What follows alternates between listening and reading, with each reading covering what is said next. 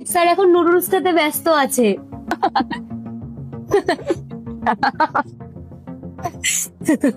কি রূপঙ্কর স্যার বলেন তো, 30,000 টাকা মানে 50,000 টাকা করে দিই। তোরা দুজন মিলেই আমাকে ফোন করেছিলিস? ভাই নিজের ফোনের ক্যামেরাটা বের করে একবার নিজের মুখটা দেখ, তোর সাথে তো পুরো প্র্যাঙ্ক হয়ে গেছে।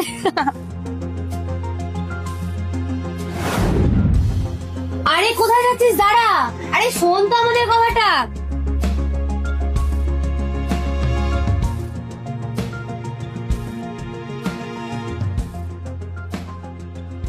রূপঙ্কর,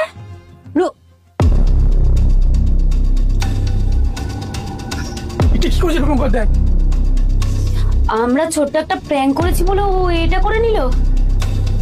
পুলিশকে কি বলবো আমরা? ওর কল লিস্ট চেক করলে তো আমাদের নাম্বার লাস্টে। হ্যাঁ রে, আমরা তোকে তখন ডেকে পাঠিয়েছিলাম দেখা করার জন্য। এবার কি হবে? কেরিয়ার সাকসেস আমাদের সবকিছু শেষ হয়ে যাবে ছোট্ট একটা ইয়ার্কির জন্য। রূপঙ্কর তুই এটা কি করলি?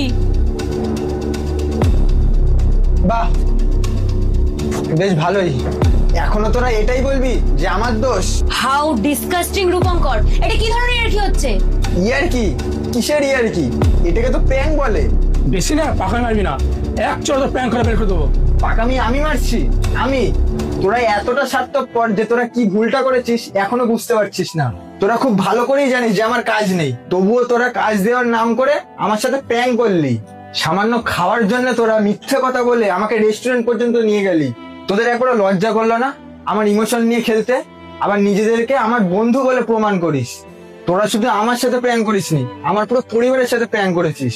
আমার চাকরির কথা শুনে মা বাবা কত খুশি হয়েছিল, আর তোরা এত লোকের ইমোশনটাকে প্র্যাঙ্ক বলছিস। থাক, তোদের এখন কোনো কথা শুনতে চাই না, তোরা এখন বেরিয়ে যা।